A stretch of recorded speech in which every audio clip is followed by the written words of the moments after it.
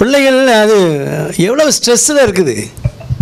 ஸ்கூல்லேயும் போனால் காலையிலே எழுந்த உடனேயே ஸ்ட்ரெஸ் தான். அங்கே போய் இது போட்டு அதை போட்டு சட்டையை போட்டு பேண்ட்டை போட்டு ஷூவை போட்டு சாக்ஸை போட்டு ஊட்டி அந்த ஆட்டோக்காரன் வந்துடுவான், அது போட்டுருவான். அது எவ்வளோ ஸ்ட்ரெஸ்ஸில் தான் டெய்லி இருக்குது. அதனால் அதுலேயே தலைவலி வந்துடும். செல்லில் தான் நமக்கு ஏதாவது தொந்தரவு பண்ணிச்சா இந்தா வச்சுக்க அப்படின்னு கொடுத்துட்டு போயிடுறாங்க. அதே தான் பார்த்துக்கிட்டு இருக்கு. செல்களை பார்த்துக்கிட்டே இருக்கனால மூளையில் நிறைய கெமிக்கல் மீடியேட்டர்ஸ்லாம் நிறைய மாறி போகுது. அது செரோட்டோனின், டோப்பமின், நிறைய கெமிக்கல் மீடியேட்டர்ஸ் நிறையா உள்ளுக்குள்ள நிறைய ரசாயன மாற்றங்கள்லாம் ஏற்பட்டு கொஞ்ச நாள் போனால் அதெல்லாம் காஞ்சி போகுது. அது சுரக்கிறதெல்லாம் நிப்பாட்டிடுது இந்த செல்லு அந்த ஒளியினுடைய அந்த தாக்கத்தினால. அதனால் குழந்தைகளுக்கு கொடுக்குறவங்களாம் கொஞ்சம் ஒரு 10 வயசு ஆகிட்டுனா அது அறக்கிறதுக்கு தான். பிறகு திரும்ப அதுக்கு பிறகு கொஞ்சம் விவரம் தெரிஞ்சு திரும்ப பார்த்துக்கிட்டே இருந்தேன்னா அப்புறம் அரை முழுசாயிரும்.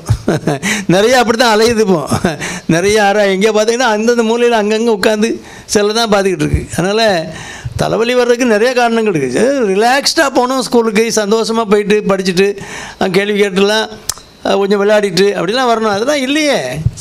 எல்லாம் ஏதோ சாதிக்க போகிற மாதிரி பிடிச்சி பிள்ளைகளை போட்டு தொந்தரவு பண்ணுறோம் நம்மளும். அங்கே டீச்சர்ஸும் அது அங்கே போனால் தொல்லை, வந்த உடனே டியூஷனு, எத்தனை ஸ்ட்ரெஸ் இருக்குது. அதனால் ஒரு காரணம் இல்லை, நிறைய காரணங்கள் இருக்குது. ஒருதலை குத்துங்கிறது அது பொதுவாக குழந்தைகளுக்கு வராது. கொஞ்சம் ஒரு வயசுக்கு அப்புறம் தான் வரும். அது ஒரு சைடாக வலிக்கும், பிறகு எல்லா இடமும் வந்துடும். ஒரு வாந்தி வர மாதிரி இருக்கும் ஃபீலிங். அது அந்த ஆறாம்பும் அது அதோட அசோசியேட்டடாக சில ஃபேக்டர்ஸ் இருக்கும். வாந்தி வர மாதிரி இருக்கும், கண்ணுக்குள்ளே அப்படியே கோடு வர மாதிரி ஒரு ஹலுசினேஷன், விஷுவல் ஹலுசினேஷன் இருக்கும். கோடாக ஓடுற மாதிரி இருக்கும். அந்த தலைவலி அதிகமாக வரும்போது வாமிட் வந்துடும். அந்த மாதிரி அசோசியேட்டடாக சில சிம்டம்ஸ் இருந்ததுன்னா அது ஒரு வலியோடு சேர்க்கலாம். மற்றபடி அது டிஃபரன்ஷியேட் பண்ணுறது நம்ம ஹிஸ்ட்ரியிலே அவங்ககிட்ட எப்படி வருது எப்படி போகுது அப்படிங்கிறத நம்ம ஒரு வார்த்தை கேட்டாலே தெரிஞ்சுக்கலாம்.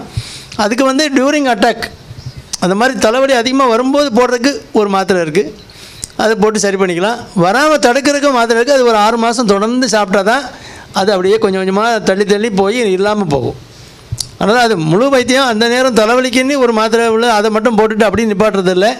அதை வராமல் தடுக்கிறதுக்கு ப்ரிவெண்டாக பண்ணுறக்கூடிய தடுக்கக்கூடிய மாத்திரைகளையும் மருத்துவருடைய ஆலோசனை வச்சு நம்ம அதை எடுத்துக்கிட்டால் தான் கம்ப்ளீட்டாக குணப்படுத்த முடியும்.